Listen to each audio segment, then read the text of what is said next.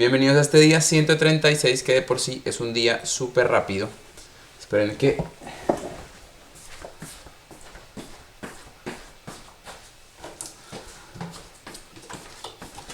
Ahorita quedo aquí. Ya, ahora sí. Listo. Me muero de la curiosidad por el que viene, el podcast de la mujer virtuosa. Uy, ese título me gusta, de hecho. Ese título de mujer virtuosa me gusta. Me gusta. Me gusta, me gusta, me gusta. Hola Jordi. ¿Qué tal? ¿Cómo vas? Hola Karin. Bueno chicos, entonces, rápidamente, este en vivo, de por sí les voy a decir, de una vez, va a ser super, hiper, mega express. Super, super express, tipo 25 minutos, porque voy a salir y no estoy tan seguro de a qué hora llegue y prefiero hacerlo rápido, lo cual personalmente no me gusta. Eh, pero no quiero arriesgarme a no hacer en vivo hoy. Así que prefiero hacerlo un poquito rápido hoy. Y para que ustedes puedan... Si se ve bañadito. Gracias. O sea que los otros días me veo sucio.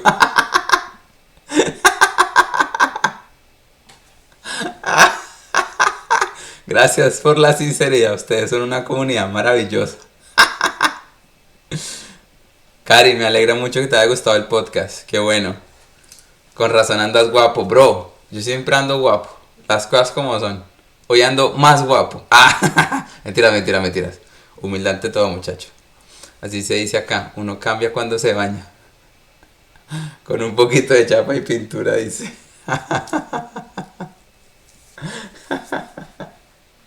Entonces sí. Entonces hoy tenemos 4 capítulos.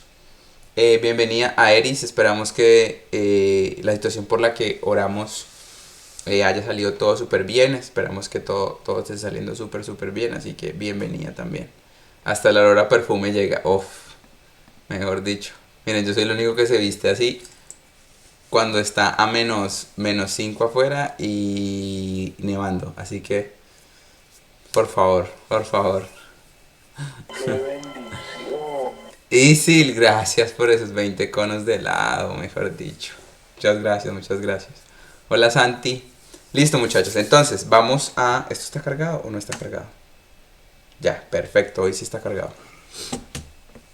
Sí. Y amanecimos desde ayer que empezó a nevar. Entonces, ahí estamos. Todavía tengo la cuenta pendiente de comprarme unas buenas botas de invierno. No porque no tenga. Tengo, pero son súper feas. Y si me las pongo con este outfit es como... Prefiero congelarme a verme mal.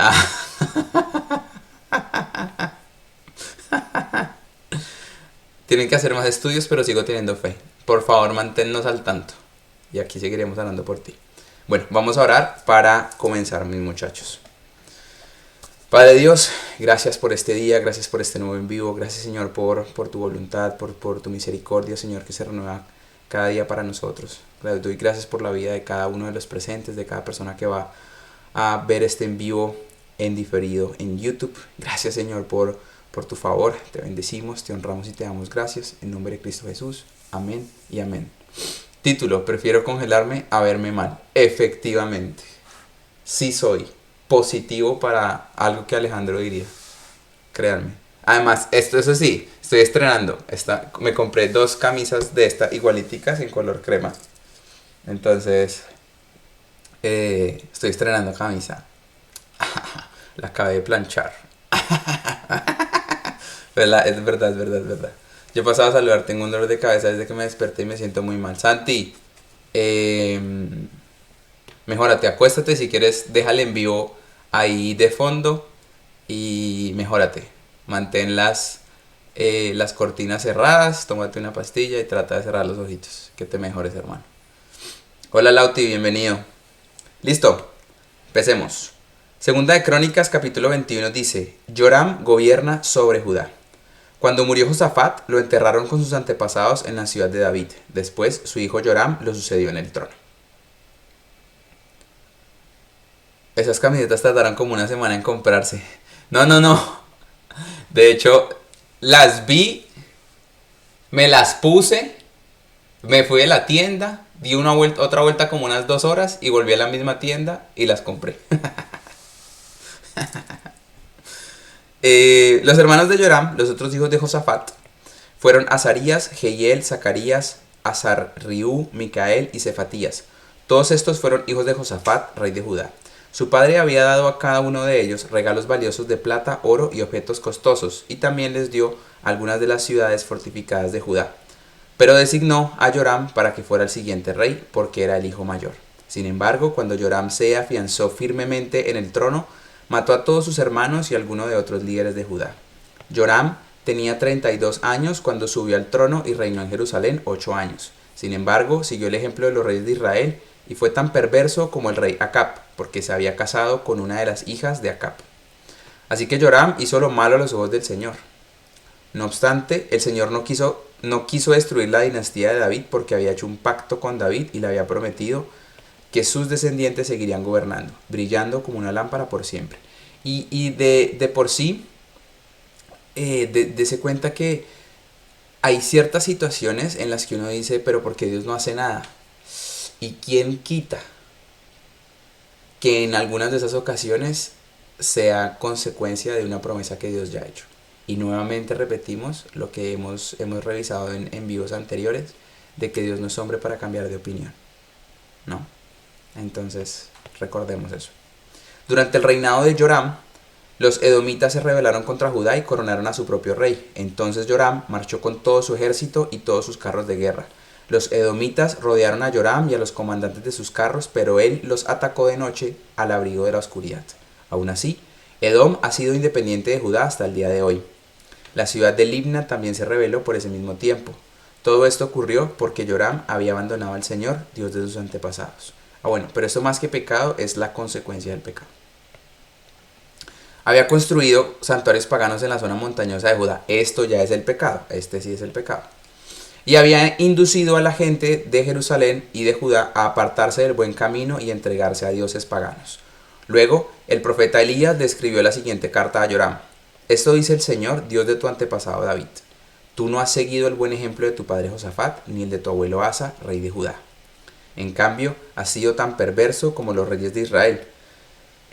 Has llevado al pueblo de Jerusalén y de Judá a rendir culto a ídolos, tal como lo hizo el rey Acab en Israel. Incluso has matado a tus propios hermanos, hombres que eran mejor que tú. Por eso ahora el Señor está a punto de herirte con un fuerte golpe a ti, a tu pueblo, a tus hijos, a tus esposas y a todo lo que te pertenece. Sufrirás una grave enfermedad abdominal y se empeorará cada día hasta que te salgan los intestinos. Después el Señor incitó a los filisteos y a los árabes, pueblos que vivían cerca de los etíopes, para que atacaran a Joram. Marcharon contra Judá, derribaron sus defensas y se llevaron todo lo que había de valor en el palacio real, incluso a los hijos y a las esposas del rey. Solo quedó con vida Ocosías, el menor de sus hijos. Después de todo eso, el Señor afligió a Joram con una enfermedad intestinal incurable. Cada día empeoraba y al cabo de 2 años se le salieron los intestinos por causa de la enfermedad y murió con terribles dolores. Su pueblo no hizo una gran hoguera funeraria para honrarlo, como se había hecho con sus antepasados. Joram tenía 32 años cuando subió al trono y reinó en Jerusalén 8 años. Nadie sintió pena cuando murió. Lo enterraron en la ciudad de David, pero no en el cementerio de los reyes. Ocosías gobierna sobre Judá. Entonces el pueblo de Jerusalén proclamó como siguiente rey a Ocosías, el hijo menor de Joram, ya que bandas saqueadoras que llegaron con los árabes habían matado a todos los hijos mayores. Por eso Ocosías, hijo de Joram, reinó sobre Judá. Ocosías tenía 22 años cuando subió al trono y reinó en Jerusalén 1 año. Su madre se llamaba Atalia y era una nieta del rey Omri. Ocosías también siguió el mal ejemplo de la familia del rey Acab porque su madre lo animaba a hacer lo malo. Hizo lo malo a los ojos del Señor, igual que la familia de Acab. Los parientes de Acab incluso llegaron a ser asesores de Ocosías después de la muerte de su padre y lo llevaron a la ruina. Qué fuerte esa promesa de Dios, totalmente. Siguiendo su mal consejo, Ocosías se unió a Joram, hijo del rey Acab de Israel, en su guerra contra el rey Asael de Aram en Ramot de Galat. Cuando los arameos hirieron a Joram en la batalla, él regresó a Jezreel para recuperarse de las heridas que había recibido en Ramot. Como Joram estaba herido, el rey Ocosías de Judá fue a visitarlo a Jezreel. Ahora bien, Dios había decidido que esta visita sería la ruina de Ocosías. Entonces, esto ya es acción de Dios por aquí. Mientras estaba allí, Ocosías salió con Joram para encontrarse con Jehú, nieto de Nimsi, a quien el Señor había designado para destruir la dinastía de Acab. Mientras Jehú llevaba a cabo el juicio contra la familia de Acab, por casualidad se encontró con algunos de los funcionarios de Judá y con parientes de Ocosías que viajaban con él. Entonces Jehú los mató a todos. Luego los hombres de Jehú buscaron a Ocosías y lo encontraron escondido en la ciudad de Samaria. Lo llevaron ante Jehú, quien lo mató. Ocosías recibió un entierro digno porque la gente decía, era el nieto de Josafat, un hombre que buscó al Señor con todo el corazón, pero ninguno de los sobrevivientes de la familia de Ocosías estaba en condiciones de gobernar el reino. La reina Atalía gobierna sobre Judá. Cuando Atalía, la madre del rey Ocosías de Judá, supo que su hijo había muerto, comenzó a aniquilar al resto de la familia real de Judá. Pero Josaba, hermana de Ocosías e hija del rey Joram, tomó a Joás, el hijo más pequeño de Ocosías, y lo rescató de entre los demás hijos del rey que estaban a punto de ser ejecutados. Josaba puso con su nodriza en su dormitorio. De esa manera, Josaba, esposa del sacerdote Joiada, hermana de Ocosías, escondió al niño para que Atalía no pudiera asesinarlo. Joás permaneció escondido en el templo de Dios durante 6 años, mientras Atalía gobernaba el país. Miren que antes de terminar con estos dos que nos quedan, una de las cosas o de las primeras cosas que podemos entender de estos dos primeros capítulos que acabamos de leer es que puede que tal vez nosotros sintamos en muchos momentos de nuestra vida que Dios está tardando, que Dios de por sí no está haciendo nada, que parece que nuestros enemigos se ríen en nuestra cara o que parecen que nuestros enemigos literalmente se burlan de nosotros. Y a usted le ha pasado, estoy seguro que no soy el único que le ha pasado, que uno a veces siente esa necesidad de decir, no se meta con Dios, ¿no? De decir como, ay, ¿y usted por qué dice eso? Dios no necesita tal cosa. Bueno, o sea, como que uno se vuelve como un abogado de Dios, ¿no? Y hay una cosa que alguien alguna vez me dijo que siento que es muy cierto, y es, Dios no necesita que nadie lo defienda.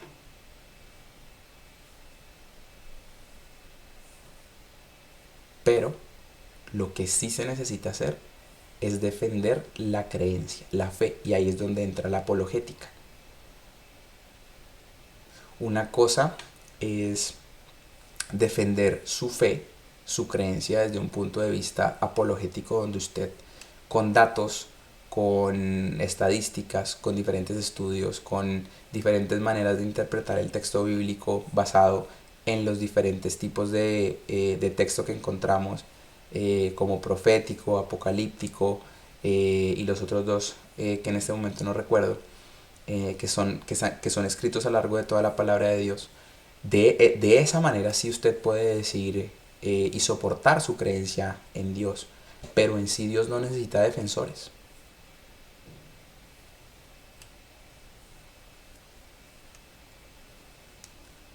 Y es complicado en ocasiones, y creo que al principio, cuando uno recién está en sus primeros años como cristiano, bueno, esto no lo estoy diciendo a nivel general, pero sí como a nivel de esos primeros pasos en su vida cristiana, que uno todavía está luchando con mucho coraje. Hay un coraje que usted no ha sentido todavía hasta que usted acepta a Cristo, que es cuando usted tiene siente que están hablando mal de Dios y de una quiere entrar a defender eso, ¿no? Y alguien me dijo, Alejo, Dios no necesita que lo defienda. No te cargues con una responsabilidad que Dios no ha puesto en tu vida. Lo último que Dios quiere es que cargues con ese peso de tener que defenderlo, ¿no? ¿Qué puedes hacer tú para defender al creador del universo? ¿Mm? Y no digo esto para que usted se sienta pequeñito. Somos pequeñitos ante Dios, somos muy pequeñitos, pero somos su creación. Y entender este tipo de verdades a usted le quita un peso de encima. Y aquí es cuando usted empieza a ondear mucho más en la creencia de su fe, en, en ir un poco más allá, en no conformarse únicamente con la lectura de la palabra, sino que usted quiere saber más de la historia, quiere saber más del por qué, del para qué, quiere mantener su pureza, quiere vivir eh, manteniendo eh, esa voluntad de Dios como algo predominante en su vida. Y estos dos me recuerdan mucho a eso. Cosas como lo que leímos de Dios ya había predestinado a esta persona para que destruyera esto. Y es una manera muy muy importante de darnos cuenta de a lo que nos estamos enfrentando, ¿no? Hola Gaby, bienvenida. Rebelión contra Atalía. En el séptimo año del reinado de Atalía, el sacerdote Joiada decidió actuar. Se armó de valor e hizo un pacto con 5 comandantes del ejército: Azarías, hijo de Jeroam; Ismael, hijo de Joanán; Azarías, hijo de Obed; y Masesías, hijo de Adaía; y Elisafat, hijo de Sicri. Estos hombres viajaron en secreto por todo Judá y convocaron a los levitas y a los jefes de los clanes de todas las ciudades para que fueran a Jerusalén. Entonces se reunieron frente al templo de Dios, donde hicieron un pacto solemne con Joás, el joven rey. Joiada les dijo: aquí está el hijo del rey, ha llegado un momento para que él reine. El Señor prometió que un descendiente de David sería nuestro rey. Tienen que hacer lo siguiente: cuando ustedes, sacerdotes y levitas, empiecen el turno el día de descanso, una tercera parte de ustedes servirán como porteros, otra tercera parte hasta el palacio real y otra tercera parte estará en la parte de los cimientos. Todos los demás deberán quedarse en los atrios del templo del Señor. Recuerden, solo los sacerdotes y los levitas de turno pueden entrar al templo del Señor, porque han sido separados como santos. El resto del pueblo deberá obedecer las instrucciones del Señor y permanecer afuera. Entonces aquí tenemos un mandato también importante que no debíamos olvidar en ese momento. Ustedes, levitas, formen una escolta alrededor del rey y tengan sus armas en la mano. Maten a cualquiera que intente entrar al templo. Quédense junto al rey, vaya donde vaya. De manera que los levitas y todo el pueblo de Judá hicieron todo tal como el sacerdote Joiada les había ordenado. Los comandantes se encargaron de los hombres que se presentaban para su turno ese día de descanso. Así, dr.ft, muchas gracias por seguirme. Los comandantes se encargaron de los hombres que se presentaban para su turno ese día de descanso, así como los que terminaban el suyo. El sacerdote Joiada no permitió que ninguno se fuera a su casa después de haber terminado su turno. Luego Joiada dio a los comandantes las lanzas y los escudos grandes, pequeños, que habían pertenecido al rey David y estaban guardados en el templo de Dios. Ubicó a todos los hombres alrededor del rey con sus armas listas. Formaron una hilera desde el lado sur del templo hasta el lado norte y alrededor del altar. Entonces Joiada y sus hijos sacaron a Joás, el hijo del rey, pusieron la corona sobre su cabeza y le entregaron una copia de las leyes de Dios. Lo ungieron y lo proclamaron rey y todos gritaron: ¡Viva el rey! Gracias Abby e Isil por compartir el sticker de los carrillitos. Muchas gracias, muchas gracias. Ayer estuve muy ocupadita, pero eso solo pasa una vez al año. Uy, sí, ayer la estuvieron preguntando bastante, ¿oyó? Muerte de Atalía. Cuando Atalía oyó el ruido de la gente que ocurría y los gritos aclamando al rey, fue deprisa al templo del Señor para ver qué pasaba. Cuando llegó, vio al recién coronado rey de pie en el lugar de autoridad junto a la columna de entrada al templo. Los comandantes y los trompetistas lo rodeaban. La gente de todo el reino lo celebraba y tocaba las trompetas, los cantores con instrumentos musicales. Dirigían al pueblo en una gran celebración. Cuando Atalía vio todo esto, rasgó su ropa en señal de desesperación y gritó: traición, traición. Después, el sacerdote Joiada ordenó a los comandantes que estaba a cargo de las tropas: llévensela a los soldados que están a guardia frente al templo y maten a cualquiera que intente rescatarla. Pues el sacerdote había dicho: no deben matarla dentro del templo del Señor. Por eso la agarraron y la llevaron a la entrada de la puerta de los caballos en el predio del palacio y allí la mataron. Reformas religiosas de Joiada. Luego, Joiada hizo un pacto entre él mismo y el rey del pueblo, de que serían el pueblo del Señor. Así que toda la gente fue al templo de Baal, entre todos lo destruyeron. Demolieron los altares, destrozaron los ídolos y mataron a Matán, al sacerdote de Baal, frente a los altares. Entonces, siguiendo las instrucciones que había dado David, Joiada puso sacerdotes y levitas a cargo del templo del Señor. También les ordenó que presentaran ofrendas quemadas al Señor, como estaba establecido en la ley de Moisés, que cantaran y se alegraran tal como David había instruido.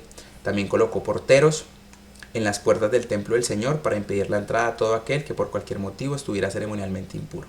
Después los comandantes, los nobles, los gobernantes y toda la gente del reino escoltaron al rey desde el templo del Señor. Pasaron por la puerta superior, entraron al palacio y sentaron al rey en el trono real.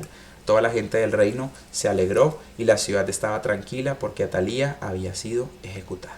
Entonces al final de se cuenta cómo Dios, de cierta manera, hola Dianita, cómo Dios de cierta manera al final no estaba tan en silencio, al final no estaba tan alejado de poder brindarle a su pueblo esa tranquilidad, ¿no? Cuando esto pasa, uno siempre siente como una cachetada, ¿no? Como una cachetada por parte de Dios. Y recordarle, y que para nosotros fuese como ese instrumento para recordarnos mucho que si la oración no es contestada en nuestro tiempo, entonces no la quiero. O ya para qué. Y yo sé que muchos de nosotros nos hemos sentido así. Dios, ¿ya para qué? Eso era hace una hora, eso era hace 2 semanas, eso era hace un mes, eso era hace 3 meses. ¿Ya para qué? ¿Ya para qué, Dios? ¿Qué sentido tiene hacerlo ahora? ¿No? Entonces, dése cuenta que en ese momento, y hoy quiero dejarle una tarea, ya que el en vivo va a terminar pronto, quiero dejarle una tarea, y es que usted busque, y mañana sábado lo conversamos, qué es o qué significa la soberanía de Dios, porque tiene que ver con esto que estamos hablando. Entonces, busque qué es o qué significa cuando decimos Dios es un Dios soberano. Búsquelo y mañana lo conversamos. Eso estaba hablando hoy con el Espíritu Santo. Excelente. Joás repara el templo. Joás tenía 7 años de edad cuando subió al trono y reinó en Jerusalén 40 años. Su madre se llamaba Sibia y era de Berseba. Joás hizo lo que era agradable a los ojos del Señor mientras vivió el sacerdote Joiada. Joiada eligió 2 esposas para Joás, tuvo hijos e hijas. En un momento dado, Joás decidió reparar y restaurar el templo del Señor. Mandó llamar a los sacerdotes y a los levitas y les dio las siguientes instrucciones. Vayan a todas las ciudades de Judá y recojan las ofrendas requeridas anualmente para que podamos reparar el templo de su Dios. No se demoren, pero los levitas no actuaron de inmediato. La soberanía es que Dios hace lo que Él quiere. Bueno, ahí tienen el primer spoiler. Mañana veremos qué más o a qué otra conclusión llega usted. Entonces el rey mandó llamar al sumo sacerdote Joiada y le preguntó: ¿por qué no has exigido a los levitas que salgan a recordar los impuestos del templo en las ciudades de Judá y en Jerusalén? Moisés, el siervo del Señor, impuso a la comunidad de Israel este impuesto para el mantenimiento del tabernáculo del pacto. A través de los años, los seguidores de la perversa Atalía habían forzado la entrada al templo de Dios y habían usado todos los objetos consagrados del templo del Señor para rendir culto a las imágenes de Baal.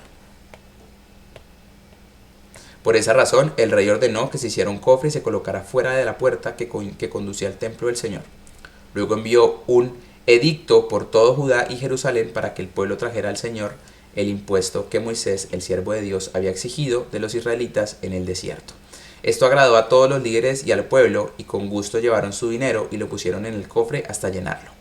Cada vez que el cofre se llenaba, los levitas lo llevaban a los funcionarios del rey.